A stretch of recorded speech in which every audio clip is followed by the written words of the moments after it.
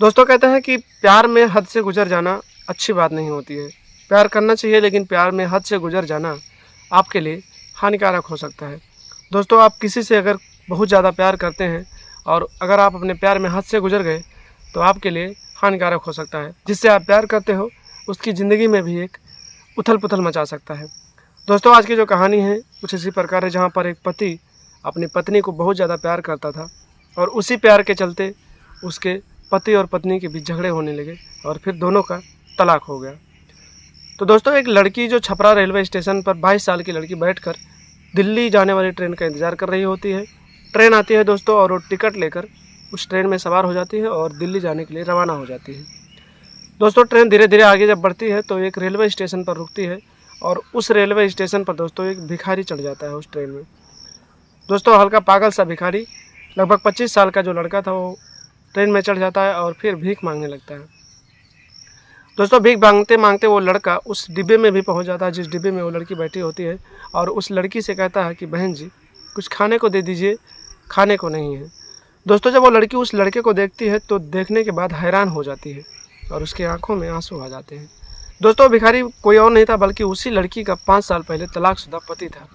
दोस्तों वो लड़की जब अपने पति को भीख मांगते हुए देखती है तो रोने लगती है और दोस्तों धीरे धीरे वो जिस जिस डिब्बे में भिखारी भीख मांगने जाता है वो लड़की उसी पीछे पीछे उसके हर एक डिब्बे में जाती है और एक रेलवे स्टेशन पर जाकर जब ट्रेन रुकती है और वो भिखारी उतर जाता है तो लड़की भी उसी के पीछे पीछे ट्रेन से उतर जाती है। दोस्तों देखती है कि वो भिखारी जाता है आगे, एक दुकान से कुछ सामान लेता है खाने की और एक कचरे के पास बैठकर खाने लगता है। दोस्तों जब अपने पति की ये हालात वो लड़की देखती है तो फिर वो उसके पास जाती है और उससे बातचीत करने की कोशिश करती है और उससे बहुत सारी चीज़ें पूछती है, लेकिन वो लड़का जो था दोस्तों वो पागल था। उसको कुछ इस बारे में जानकारी नहीं होती है कि लड़की कौन है और क्या पूछ रही है, तो उसका वो कोई जवाब नहीं देता है। दोस्तों जब उसका पति कोई जवाब नहीं देता है तो वो लड़की उसकी यह हालत देखकर वहीं पर फूट फूट कर रोने लगती है और दोस्तों जब वो फूट फूट कर रोने लगती है ज़ोर ज़ोर से तो वहाँ के लोग इकट्ठा हो जाते हैं और वो लोग पूछने लगते हैं कि बेटी आखिर तुम क्यों रो रही हो। दोस्तों जब वो लोग पूछते हैं तो वो लड़की बताती है कि ये मेरा तलाकशुदा पति है, 5 साल पहले हम दोनों का तलाक हो गया था और आज इनकी ये हालत कैसे हो गई। मैं इनसे पूछती हूँ तो ये कुछ नहीं बताते हैं और मैं पूछ रही हूँ कि बाकी मम्मी पापा कहाँ हैं तो इसके बारे में ये कुछ नहीं बताते हैं, आखिर इन्हें क्या हो गया। दोस्तों जब इतनी बात वो लड़की लोगों को बताती है तो उसमें से एक बुजुर्ग होते हैं, वो बताते हैं कि बेटा इसके पिता की मौत हो चुकी है और इसकी जो एक माँ है वो रेलवे स्टेशन पर ठेला लगाती है, चाय पकौड़े बेचती है और ये बेचारा पागल हो चुका है। बेटा वो सुनने में आया है कि जब से तुमने इसको तलाक दिया है तभी से इस अवस्था में रहता है और पागल हो चुका है। तो दोस्तों वीडियो में आगे आपको पूरी कहानी बताते हैं और उसके बाद क्या हुआ है पूरी कहानी आपको विस्तार से बताएंगे। दोस्तों बहुत ही इंटरेस्टिंग कहानी है, बहुत ही इमोशनल कहानी है। जब आप पूरी कहानी सुनेंगे तो आप लोग भी रोने पे मजबूर हो जाएंगे दोस्तों कि क्या किसी के साथ ऐसा किया जा सकता है, क्या किसी का ऐसा हो सकता है। तो दोस्तों आइए आपको वीडियो में आगे बढ़ते हैं। दोस्तों पूरी कहानी आपको विस्तार से बताते हैं, लेकिन उससे पहले आप लोगों से वही रिक्वेस्ट है दोस्तों कि आप लोग अगर अभी तक हमारे चैनल पर नए हैं तो चैनल को सब्सक्राइब कर लें और वीडियो को एक लाइक ज़रूर कर लें। दोस्तों ये कहानी है बिहार के छपरा ज़िले की, जहाँ पर एक रवि नाम का लड़का रहता था और पढ़ने लिखने में बहुत ही अच्छा था दोस्तों। और उसकी जब ग्रेजुएशन हो गई तो उसके माता पिता जो थे उन्होंने उसकी शादी कर दी। दोस्तों उसकी शादी उसके गाँव के बगल एक लड़की थी जिसका नाम रागनी था, उस रागनी नाम की लड़की से शादी हो गई। दोस्तों बहुत कम ही उम्र में रागनी के पिताजी ने रागनी की शादी कर दी और फिर उसको उसके ससुराल भेज दिया। दोस्तों रागनी अपने घर में 4 बहनें थी, सबसे बड़ी थी, तो उसके पिताजी जो थे उनकी गरीबी थी दोस्तों, तो उन्होंने किसी तरह से अपनी बेटी की कम ही उम्र में शादी निपटा दी। सोचे कि बोझ बनती जाएगी तो फिर बाकी लड़कियों की शादी कैसे करूँगा। दोस्तों रागनी की शादी हो गई और वो अपने ससुराल जाकर रहने लगी। रवि और रागनी एक दूसरे के साथ बहुत खुश रहते थे दोस्तों। और रवि जो था दोस्तों वो गरीबी की वजह से उसने अपनी पढ़ाई छोड़ दी और अपने पिताजी जो उसके थे, उसके पिताजी रेलवे स्टेशन पर ठेला लगाते थे और अपने पिताजी के साथ उनके काम में हाथ बटाने लगा। लेकिन दोस्तों जो रागनी थी पढ़ने में बहुत तेज़ थी और वो आगे चलकर कुछ बनना चाहती थी, तो उसने पढ़ाई नहीं छोड़ा था और अपने पति से हर एक दिन कहती थी कि मुझे पढ़ना है और मुझे कुछ बनना है। दोस्तों रवि अपनी पत्नी से बहुत प्यार करता था और वो अपनी पत्नी की बात मान गया और बोला ठीक है मैं तुम्हें पढ़ाऊँगा और तुम अपनी तैयारी करो। बाकी तुम्हारा खर्चा मैं देख लूँगा। दोस्तों रवि सुबह रोज़ अपने पापा के साथ दुकान पे जाता था और पूरे दिन दुकान करता था और शाम को वापस घर आता था और अपनी पत्नी के साथ अच्छे से खुशी खुशी रहता था, खाता था, सोता था। फिर सुबह हर एक दिन उसका वही काम था कि अपने पिता के साथ सुबह दुकान पे जाता था और शाम को घर आ जाता था। दोस्तों इसी तरह से बीतते गए, लगभग 2 साल बीत गए दोस्तों। और जो उसकी पत्नी रागिनी थी दोस्तों, अपने मोबाइल से पढ़ाई लिखाई करती थी, ऑनलाइन कोचिंग करती थी। अपने कुछ जो उसकी सहेलियाँ थी, कुछ दोस्त थे, उनसे बातचीत करती थी दोस्तों और पढ़ाई लिखाई के बारे में, कुछ नोट्स के बारे में जानकारी लेती थी दोस्तों। इसी बीच जब भी रवि अपनी पत्नी को फ़ोन करता था तो उसका मोबाइल बिजी आता था दोस्तों। लगातार मोबाइल बिजी आने की वजह से जो रवि था उसे अपनी पत्नी के ऊपर शक होने लगा दोस्तों। रवि अपनी पत्नी से बहुत ज़्यादा प्यार करता था तो उसे खोना नहीं चाहता था, और जब उसे शक होने लगा कि ये किसी और से बात करती है तो वो अपनी पत्नी के ऊपर गुस्सा करने लगा दोस्तों। जब शाम को रवि घर आता था तो अपनी पत्नी से इसी बात को लेकर झगड़ा करता था और इसी बात को लेकर उसे डांटता था, गाली गलौज भी करने लगा था दोस्तों। कोई कोई दिन तो ऐसा आता था दोस्तों कि रवि अपनी पत्नी से उसका मोबाइल ले लेता था और 10-10 दिन उसे मोबाइल ही नहीं देता था दोस्तों। इसकी वजह से उसकी जो पढ़ाई थी वो थोड़ा नष्ट होती जा रही थी, और इसी को लेकर रागिनी जो थी दोस्तों, वो अपने पति से नाराज़ रहने लगी। और एक दिन उसने अपने पति से कहा कि मैं पढ़ना चाहती हूँ, और अगर तुम मुझे नहीं पढ़ाना चाहते हो तो मैं तुम्हारे साथ नहीं रहना चाहती हूँ, मैं अपने पापा के पास जाना चाहती हूँ दोस्तों। जो रवि था उस दिन कुछ ज़्यादा गुस्सा हो गया दोस्तों, और जिस पत्नी को दिलो जान से प्यार करता था उसी पत्नी को उसने मारना शुरू कर दिया दोस्तों। उस दिन अपनी पत्नी को, जो रागिनी थी, उसको मारा पीटा और फिर दुकान पे चला गया दोस्तों। जब वो दुकान पे चला गया तो उसने, जो रागिनी थी, वो अपने पापा के पास फ़ोन करती है और बताती है कि पापा मैं पढ़ना चाहती हूँ लेकिन ये मुझे पढ़ाना नहीं चाहते, मेरी ज़िंदगी बर्बाद करना चाहते हैं और उन्होंने मुझे बहुत मारा है और मैं इनके साथ अब नहीं रहना चाहती हूँ दोस्तों। उसके जो पापा थे पहले उसे समझाते हैं कि बेटा वो तुम्हारा घर है, तुम्हारे पति हैं, तो कुछ चीज़ें हैं जो सहना सीखो और समझना सीखो दोस्तों। इसी तरह से लगभग 1 हफ्ते तक रागिनी और अपने पति के साथ रहती है, लेकिन जब उससे बर्दाश्त से बाहर हो जाता है दोस्तों तो वो अपने मायके पहुंच जाती है दोस्तों। जब वो अपने मायके पहुंचती है तो उसके माता पिता जो होते हैं वो भी अपनी बेटी को अपने घर रख लेते हैं, क्योंकि दोस्तों कोई भी माता पिता अपनी बेटी से इतना प्यार तो ज़रूर करेंगे कि वो कहीं से भी आएगी तो उसे अपने घर पे ज़रूर रखेंगे दोस्तों। रागिनी अपने घर, माँ के घर रहने लगती है और पढ़ाई लिखाई की तैयारी करने लगती है दोस्तों। हर एक फॉर्म की तैयारी करती है, हर एक फॉर्म भरती है। लेकिन दोस्तों लगभग 1 साल तक जब कुछ नहीं होता है तो रागिनी एक दिन बैठकर रोने लगती है और अपने पापा से कहती है कि पापा, जिस पढ़ाई के लिए मैंने अपना घर द्वार छोड़ दिया, अपना पति छोड़ दिया, उसी पढ़ाई से मुझे कुछ नहीं मिल रहा है दोस्तों। उसके पापा समझाते हैं कि बेटा, फल, सब्र का फल मीठा होता है, सब्र करो और तुम्हारा भी मेहनत का फल तुम्हें मिलेगा दोस्तों। इस तरह से रागिनी को समझाने के बाद उसके पापा वहाँ से चले जाते हैं और लगभग 1 हफ्ते बाद उसके घर पर एक ज्वाइनिंग लेटर आता है, जिसे देखकर पूरे घर वाले खुश हो जाते हैं दोस्तों। वो ज्वाइनिंग लेटर दरअसल डीएम का ज्वाइनिंग लेटर था, जिसका पेपर रागिनी ने फॉर्म किया था और फिर उसकी सिलेक्शन हो गई थी और उसका ज्वाइनिंग लेटर भी आ गया था दोस्तों। 2 दिन बाद उसे दिल्ली जाना था ट्रेनिंग के लिए, और वो दिल्ली जाने के लिए तैयारी करने लगी।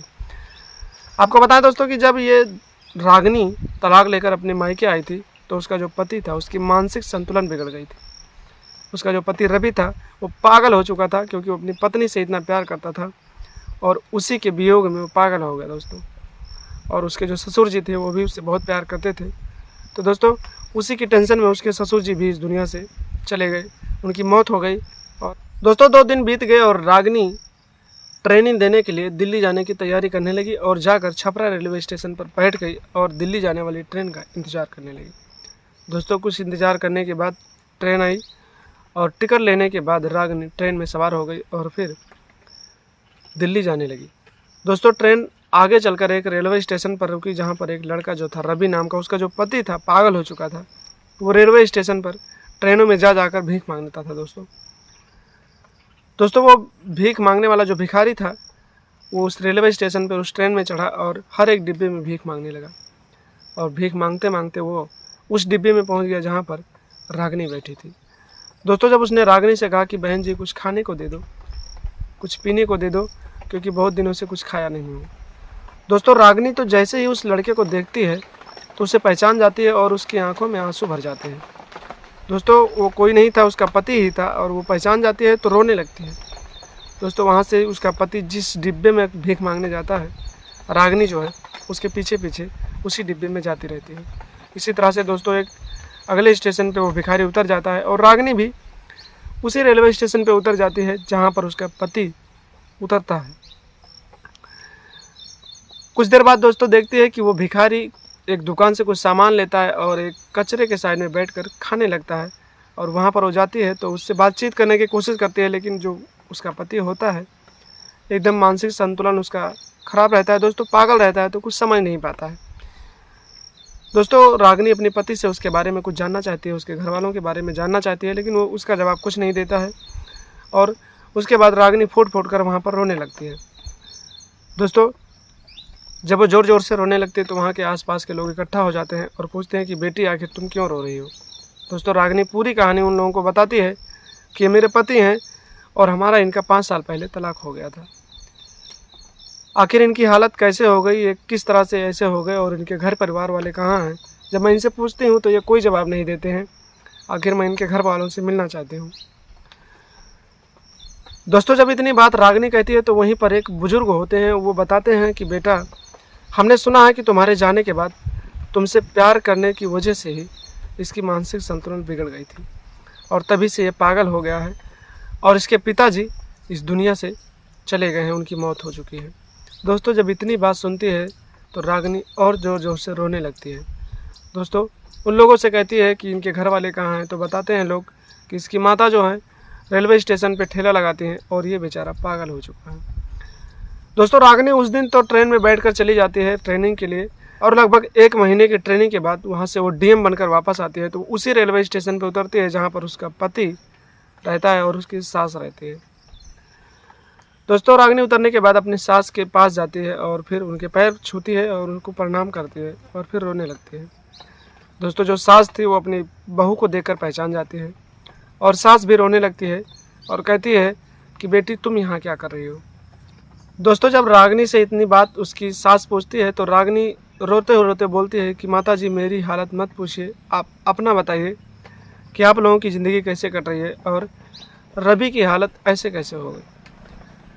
दोस्तों जब वो अपने पति के बारे में पूछती है तो उसकी जो सासू माँ होती हैं बताती हैं कि बेटा जब से तू गई है तेरे ही प्यार के लिए ये इस तरह हो गया और मानसिक संतुलन इसका बिगड़ गया और ये पागल हो गया। दोस्तों उसकी सास ने बताया कि जब मैंने इसकी दवा कराने की कोशिश की तो डॉक्टरों ने बताया कि इसे कुछ हुआ नहीं है, इसकी जो बीवी है इसे छोड़कर गई है, अगर वो आकर इसके साथ रहने लगे तो फिर ये सही हो जाएगा।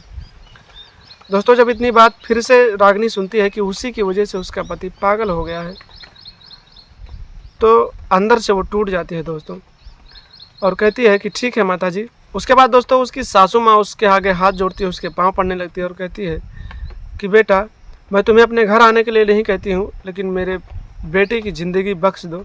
तुम्हारे मेरे घर आने से मेरे बेटे की हंसी खुशी ज़िंदगी वापस आ जाएगी। दोस्तों रागिनी अपनी सासू माँ से कहती है ठीक है माता जी मैं घर जा रही हूँ और फिर मैं आपको इसके बारे में बताती हूँ। दोस्तों रागिनी अपने माता पिता के घर जाती है और लगभग 1 हफ्ते बाद वो अपने पिता से कहती है कि पिताजी मेरी पढ़ाई कंप्लीट हो चुकी है, मैं ड्यूटी करने लगी हूँ और अब मैं अपने पति के पास जाना चाहती हूँ। दोस्तों जब इतनी बात उसके माता पिता सुनते हैं तो शन्न हो जाते हैं और उसके पिता उसे समझाते हैं कि बेटा एक बार सोच लो, जिस पति ने तुम्हारी पढ़ाई बंद कराने के लिए इतना सब कुछ किया, तुम्हें मारा पीटा और तुमसे तलाक ले लिया, फिर तुम उसी पति के पास जाना चाहती हो। तो दोस्तों रागिनी अपने पापा को समझाती है कि पिताजी मेरी वजह से वो पागल हो गया, उसका पूरा घर बिखर गया, उसकी पूरी ज़िंदगी ख़राब हो गई, तो मैं अब अपने पति के पास ही जाना चाहती हूँ। दोस्तों उसके पिता भी मान जाते हैं और कहते हैं कि ठीक है बेटा, कल सुबह हम तुम्हें तुम्हारे ससुराल छोड़ के आएंगे। दोस्तों जब सुबह होता है रागिनी अपने ससुराल जाती है और फिर वो अपने ससुराल में अपने पति और अपने सासू माँ के साथ रहने लगती है। दोस्तों धीरे धीरे 1 महीना बीतता है, 2 महीना बीतता है, तीसरे महीने बीतते बीतते धीरे धीरे दोस्तों रवि एकदम ठीक हो जाता है और फिर अपने पत्नी के साथ रहने लगता है। दोस्तों जब रवि ठीक होता है तो वो अपनी पत्नी से माफ़ी मांगता है और कहता है कि मुझे माफ़ कर दो, मुझे नहीं पता था कि मैं जो कर रहा हूँ बहुत गलत कर रहा हूँ, लेकिन मैं तुमसे बहुत प्यार करता था, इसलिए मैं तुम्हें खोना नहीं चाहता था, इसलिए मैं तुम्हें कहीं भी बात करने से मना करता था। दोस्तों रागिनी भी समझदार लड़की होती है, वो समझ जाती है और अपने पति को माफ़ कर देती है और दोनों एक दूसरे के साथ हंसी खुशी ज़िंदगी जीने लगते हैं। और इसी तरह से दोस्तों एक बिखरा हुआ घर, एक पागल सा लड़का जिसकी ज़िंदगी एकदम ख़राब हो चुकी थी उसका घर बस जाता है और फिर उसकी ज़िंदगी भी अच्छे से हो जाती है, वो ठीक हो जाता है और दोनों पति पत्नी एक दूसरे के साथ अच्छे से ज़िंदगी काटने लगते हैं। सो दोस्तों, आज की कहानी में बस इतना ही। आशा करता हूँ कि आप लोगों को ये कहानी बहुत अच्छी लगी होगी। बहुत ही इमोशनल कहानी है दोस्तों। इस कहानी को बताते बताते मैं खुद इमोशनल हो गया। बहुत ही इमोशनल कहानी है दोस्तों, क्योंकि ये कहानी बताते और सुनाते सुनाते मैं खुद इमोशनल हो गया। तो दोस्तों, आज की कहानी में बस इतना ही और बहुत जल्द मिलते हैं आप लोगों को एक नई कहानी के साथ, एक अच्छी और सच्ची कहानी के साथ। तब तक के लिए दोस्तों विदा चाहेंगे। और उससे पहले दोस्तों एक रिक्वेस्ट वही कहेंगे कि आप लोग जाने से पहले हमारे चैनल को सब्सक्राइब और वीडियो को एक लाइक ज़रूर करके जाना दोस्तों। तब तक के लिए नमस्कार, प्रणाम, जय हिंद, जय भारत।